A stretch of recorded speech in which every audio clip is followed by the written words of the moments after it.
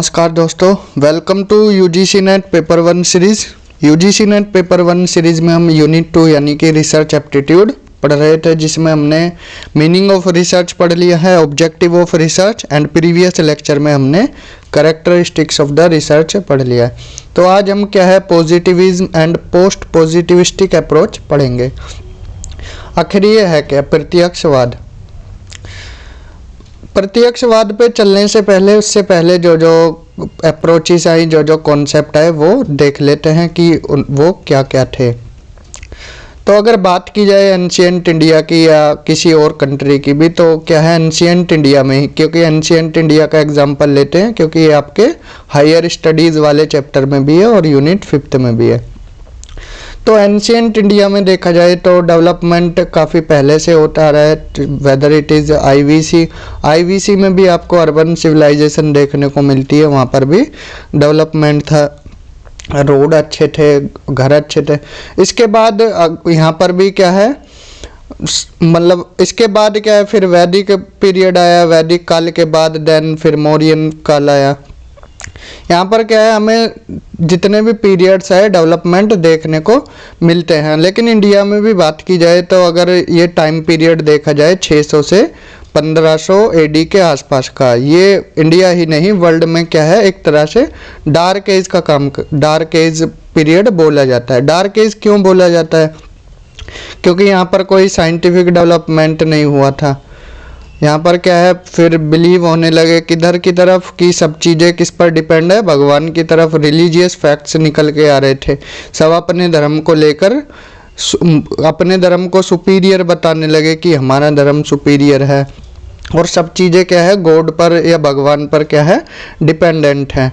तो इसी को क्या बोला जाता है, थियोलॉजी या टेलियोलॉजी बोला जाता है। ठीक, इसमें क्या है रिलीजियस बिलीफ पर काम किया जाता था कि सभी चीज़ें क्या है भगवान पर ही डिपेंड है। देन इसके बाद क्या आया, फिर इसको काउंटर अटैक किया किसने, एज ऑफ साइंस ने, एज ऑफ साइंस, जिसको क्या नाम दिया गया पॉजिटिविज्म, प्रत्यक्षवाद। ये कॉन्सेप्ट कहाँ से निकल के आया? ये कॉन्सेप्ट वेस्ट से निकल के आया, यानी कि यूएसए, यूके, कनाडा, इटली आदि कंट्रीज से निकल कर आया। ये किस पर डिपेंड है, बेस्ड है ये नेचुरल साइंस पर, based on the natural science. इसमें बात की जाती है साइंटिफिक फैक्ट्स की कि सब कुछ भगवान की मर्जी से नहीं होता है, कुछ चीज़ें ऐसी भी हैं जिसको आप प्रूफ करके दिखाइए साइंस के थ्रू। तो इसमें क्या है हर कॉन्सेप्ट को क्वांटिफाई किया जा सकता है, डेट इज इसमें क्या है रिसर्च से एग्जैक्ट रिजल्ट कंप्यूट किया जा सकता है।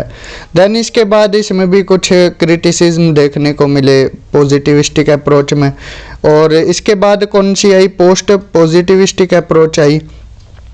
ये क्या है एक तरह से क्रिटिसिज्म था किसका, पॉजिटिविज्म का। इसमें क्या बोला गया था, पॉजिटिविस्टिक। तो इसमें क्या बोला गया था कि यह प्रकृति अनंत है, हर बात को क्या है साइंस से नहीं समझा जा सकता है, कुछ चीज़ें ऐसी हैं जो बिलीफ पर भी आधारित होती हैं। तो अपने मेन चैप्टर पे जाने से पहले या मेन कॉन्सेप्ट पे जाने से पहले कुछ और अप्रोचेस हैं वो देख लेते हैं। जैसे कि हम पढ़ने वाले हैं मेटाफिजिक्स, देन इसके बाद क्या है एपिस्टेमोलॉजी, मेटाफिजिक्स, एपिस्टेमोलॉजी। देन इसके बाद हम पढ़ेंगे ओंटोलॉजी, ओंटोलॉजी, एक्सियोलॉजी। तो ये सब हम देखने वाले हैं, रिसर्च पैराडाइम वगैरह क्या होते हैं। तो मेटाफिजिक्स की बात की जाए, ये क्या है ब्रांच ऑफ फिलोसफी है, फिलोसफी की एक ब्रांच है, इसमें हम क्या है एब्स्ट्रैक्ट चीज़ों के बारे में पढ़ते हैं, deals with the abstract concept like जैसे being, knowing, identity, time, space, इन सब चीज़ों के बारे में जानते हैं, जिसमें चीज़ों को हम क्या है एज्यूम करते हैं, लेटस करते हैं। ये क्या है एक अमूर्त अवधारणा है। सपोज कीजिए मैथ सब्जेक्ट है, इसमें क्या लेटस हम इसमें क्या है मानते हैं चीज़ों को, ऐसा होता नहीं है लेकिन क्या करते हैं आपने पढ़ा होगा लेटस सपोज। तो ये क्या है मैथ एग्जाम्पल इसमें किसका आ सकता है, मैथ्स सब्जेक्ट का। इसको हम कनेक्ट कर सकते हैं मेटाफिजिक्स को किससे, एपिस्टेमोलॉजी से। एपिस्टेमोलॉजी का मतलब होता है स्टडी ऑफ नॉलेज, एपिस्टेमोलॉजी का मतलब होता है स्टडी ऑफ नॉलेज। इसमें क्या है, हम ज्ञान का अध्ययन करते हैं। ये टर्म फर्स्टली किसने यूज किया था, फ्रेडरिक फेरियर ने। नाम याद रखना, फ्रेडरिक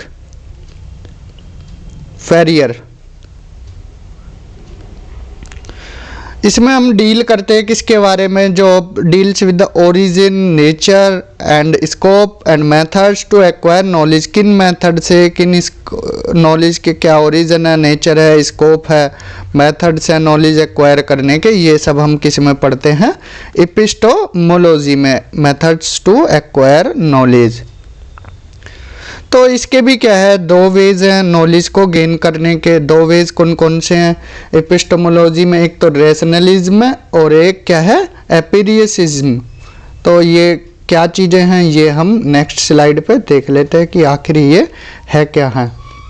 तो वन बाय वन इनको देखते हैं। ये किसका पार्ट है, एपिस्टेमोलॉजी का ही पार्ट है। एपिस्टेमोलॉजी, हम नॉलेज को अगर गेन करना है, किन दो वेज से नॉलेज को गेन कर सकते हैं। नंबर वन है हमारा क्या, rationalism, and second one is that empiricism. तो इसमें बात की जाती है रैशनलिज्म में, means of acquiring knowledge through logic and reason. Logic and reason, इसमें क्या है, जो हमारा माइंड है या ब्रेन है वो क्या है, इसमें सेंसिस से क्या है, सुपीरियर रहता है। इसमें हमारा दिमाग काम करता है और ये एसोसिएट करता है किससे, डिडक्शन से। और अगर एम्पिरिसिज्म की बात की जाए तो ये क्या है, बेस्ड होता है किस पर, सेंसरी और एक्सपीरियंस पर।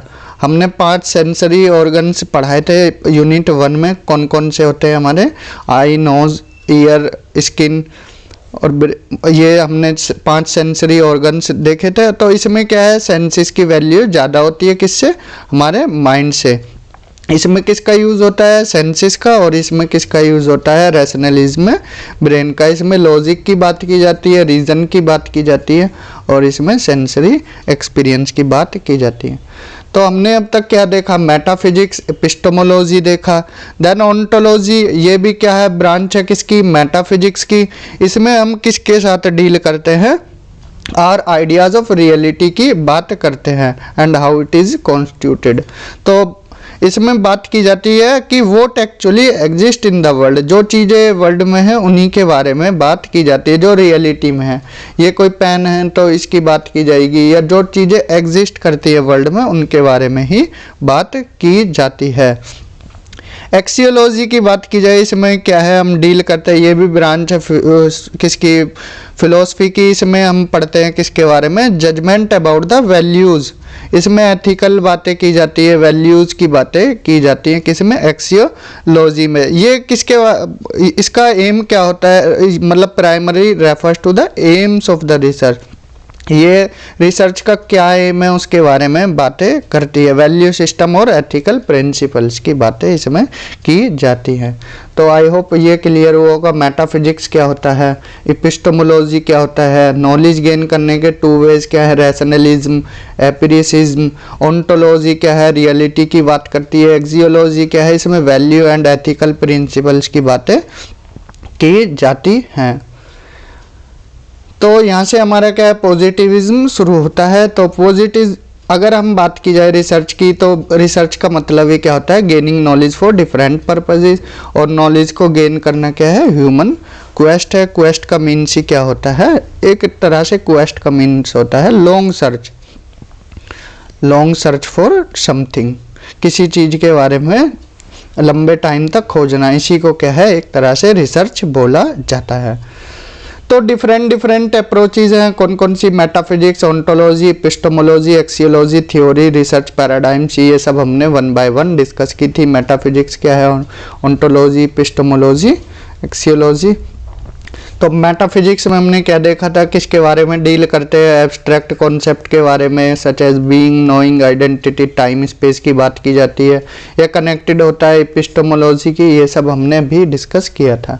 तो एपिस्टेमोलॉजी क्या है, स्टडी ऑफ नॉलेज है, इसको क्या है, इसमें ज्ञान का अध्ययन करते हैं।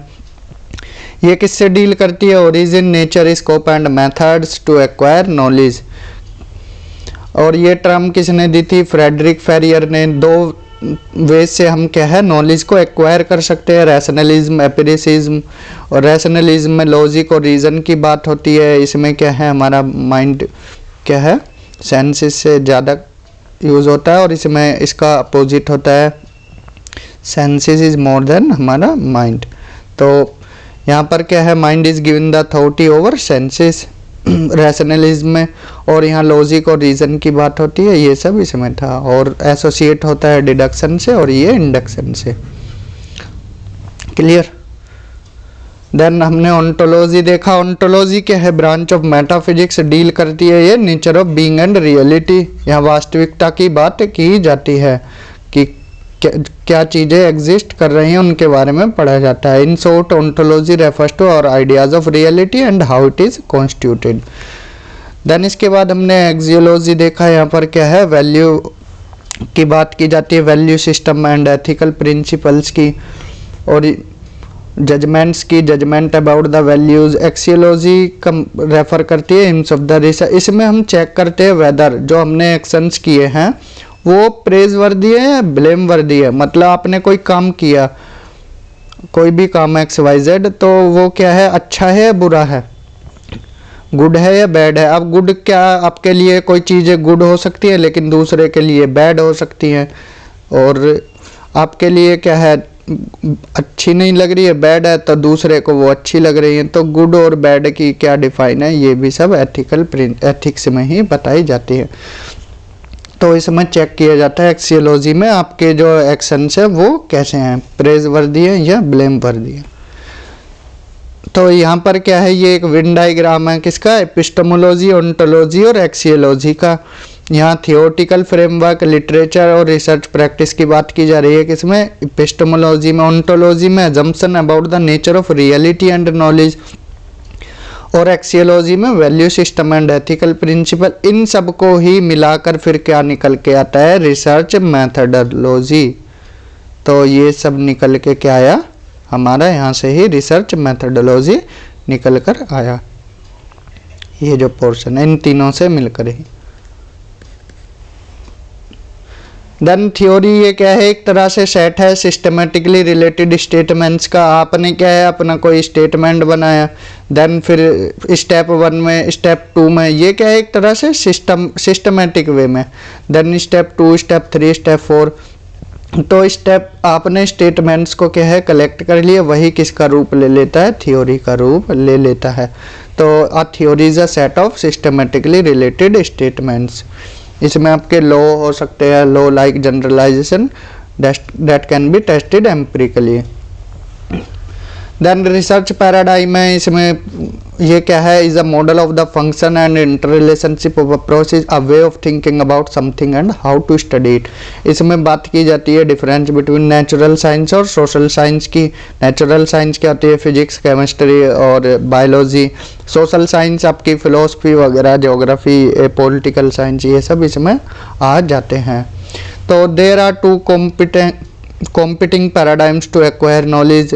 पैराडाइम्स को क्या है, पॉजिटिविस्टिक पैराडाइम और इंटरप्रेटिव पैराडाइम। तो पॉजिटिविस्टिक से शुरू करते हैं। पॉजिटिविज्म क्या है आखिर, तो हमने जब स्टार्टिंग में ही बताया, जो थियोलॉजी या हमारा क्या था टेलियोलॉजी, जिसमें बातें की जाती हैं कि गॉड की सब कुछ क्या है, गॉड है, उसी के बारे में बात की जा रही थी। पॉजिटिविज्म ये कॉन्सेप्ट दिया सबसे पहले, इस टर्म को किसने दिया, फ्रेंच फिलोसोफर थे ऑगस्ट कॉम्टे। उन्होंने ये टर्म 19वीं सेंचुरी में दी, और उसके बाद फिर इस पॉजिटिविज्म पर काम किया Francis Bacon, John Locke, Isaac Newton और कुछ और थिंकर्स आए like Moritz Schlick, Ernst Mach, Rudolf Carnap वगैरह वगैरह आए। सॉरी।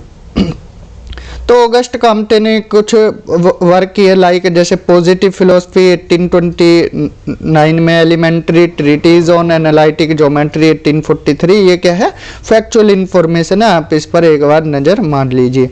तो कॉम्टे ने क्या है, जो थियोलॉजिकल स्टेज थी हमने स्टार्टिंग में बताई थी कि सब कुछ किस पर डिपेंड है, भगवान पर। उन्होंने इन चीज़ों को क्या है, थियोलॉजी को भी 3 पार्ट में डिवाइड किया। क्या क्या बोला, एनिमिज्म, पॉलीथीज्म और मोनोथीज्म। अब ये होते क्या है, एनिमिज्म क्या है, इसमें क्या है, आप सुपर नेचुरल पावर पर बिलीव करते हो, believe in the super natural power, कि हमने भगवान को देखा तो नहीं, कुछ ऐसी सुपर नेचुरल पावर है जो कंट्रोल करती है पूरे दुनिया को। लेकिन मोनोथीज्म में क्या है कि there is only one God, इसमें एक भगवान की बात की जाती है, वन गॉड की बात की जाती है। और पोलोथीज्म में क्या है, पॉलीथीज्म में इसमें मोर देन वन गॉड की बात की जाती है। तो ये किसकी थियोलॉजी की भी 3 फॉर्म है, ये तीनों पार्ट्स देख लेना, more than one God. Then Bacon proposed that philosophers should not attempt to wander beyond the limits of nature। तो ये चीज़ें हैं, आप कुछ फैक्चुअल चीज़ें हैं, ये आप अपने से पढ़ लीजिएगा। देन इसके बाद पॉजिटिविज्म क्या है, ओंटोलॉजी रियलिस्टिक है, और जो एपिस्टेमोलॉजी है वो ऑब्जेक्टिव है, ये हमने स्टार्टिंग में ही बताया। ओंटोलॉजी किसकी बात करती है, ओंटोलॉजी बात करती है nature of being and reality की, एंड एपिस्टेमोलॉजी किसकी बात करती है, स्टडी ऑफ नॉलेज, ये क्या है, ऑब्जेक्टिव है।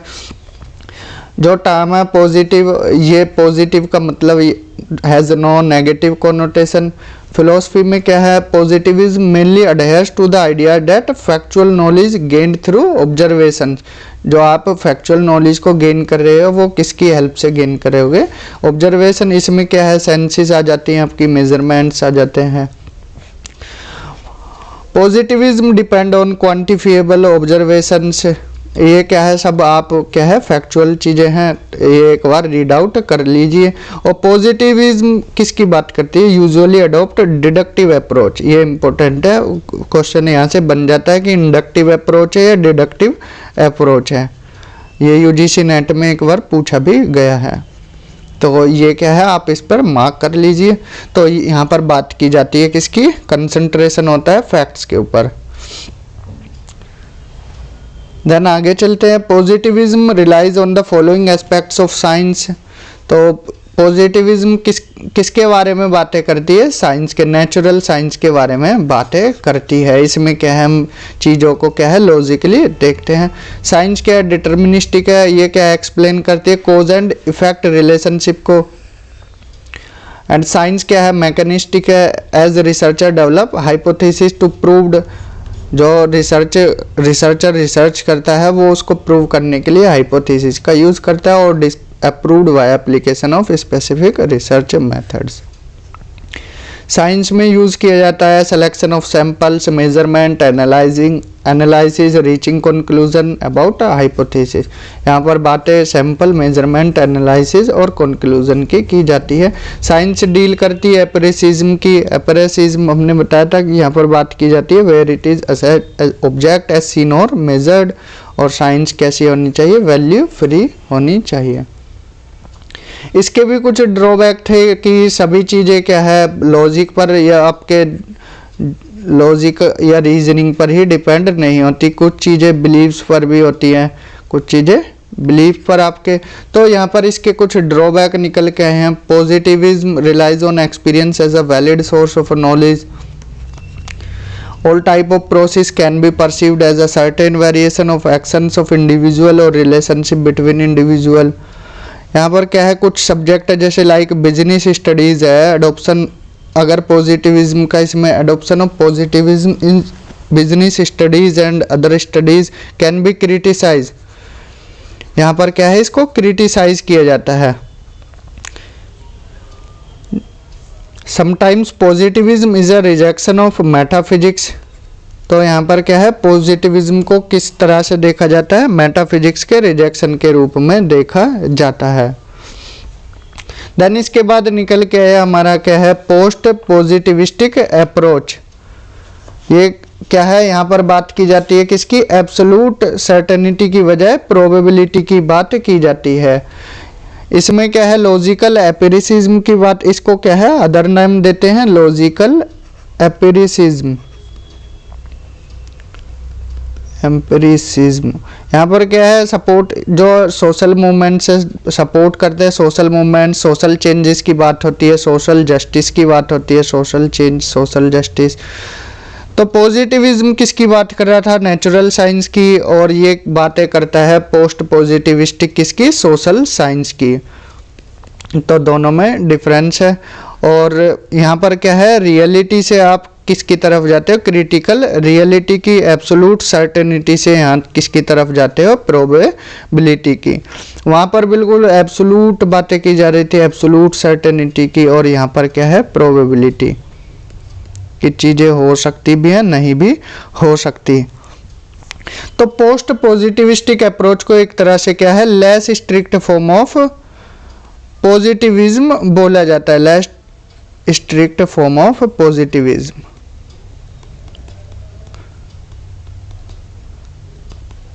तो ये क्या है, ये एक तरह से क्वालिटेटिव अप्रोच है, और ये क्या है, मिक्स रिसर्च है इसमें।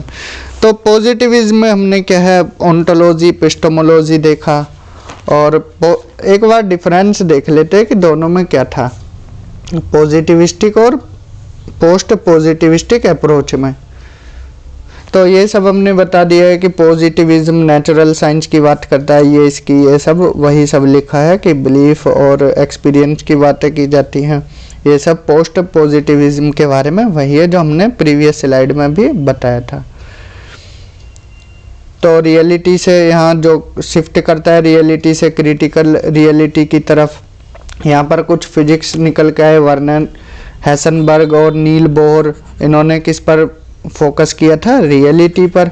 ये क्या है, एक तरह से पॉजिटिविस्टिक कॉन्सेप्ट है। लेकिन इसके बाद क्या है, फिर प्रोबेबिलिटी पर बात होने लगी। ये कौन सा कॉन्सेप्ट है, पोस्ट पॉजिटिविस्टिक।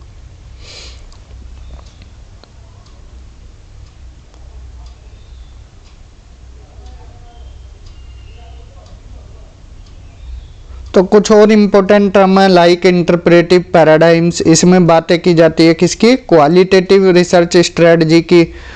इसमें बातें की जाती है कि it is scientifically applicable in social science like sociology, political science.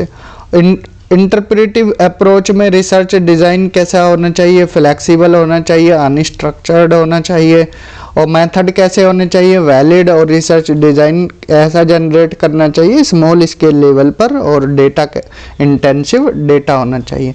Then इसके बाद एक और इम्पोर्टेंट टर्म वो क्या है, वेस्टर्न। ये क्या है, क्लोजली एसोसिएट है जो जर्मन सोशलिस्ट थे मार्क्स वेबर।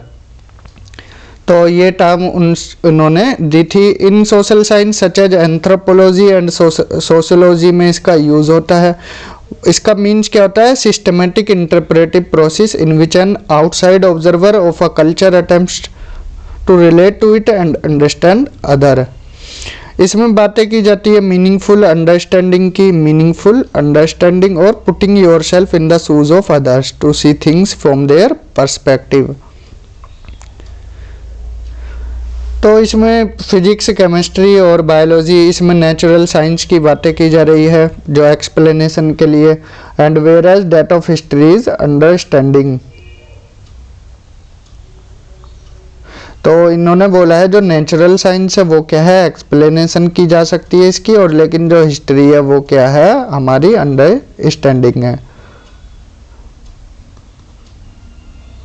तो ये क्या था हमारा वर्स्टेहन, और ये इंटरप्रेटिव पैराडाइम। तो आज के हमने लेक्चर में क्या है, पॉजिटिविज्म के बारे में देखा। कुछ इससे पहले अप्रोचेस थी like metaphysics, ontology, epistemology. Then हमने पोस्ट पॉजिटिविज्म देखा, पोस्ट पॉजिटिविज्म। नेक्स्ट लेक्चर में हम क्या है, मेथड्स ऑफ रिसर्च देखेंगे कि रिसर्च कितने तरह से की जा सकती है, based on the objective, based on the logic, outcome based. तो ये सब देखेंगे। एक्सपेरिमेंटल रिसर्च क्या है, प्योर रिसर्च क्या है, अप्लाइड रिसर्च क्या है, और क्वांटिटेटिव रिसर्च, क्वालिटेटिव रिसर्च। तो आज के लेक्चर में इतना ही, मिलते हैं अगले लेक्चर में। Till then bye, have a good day.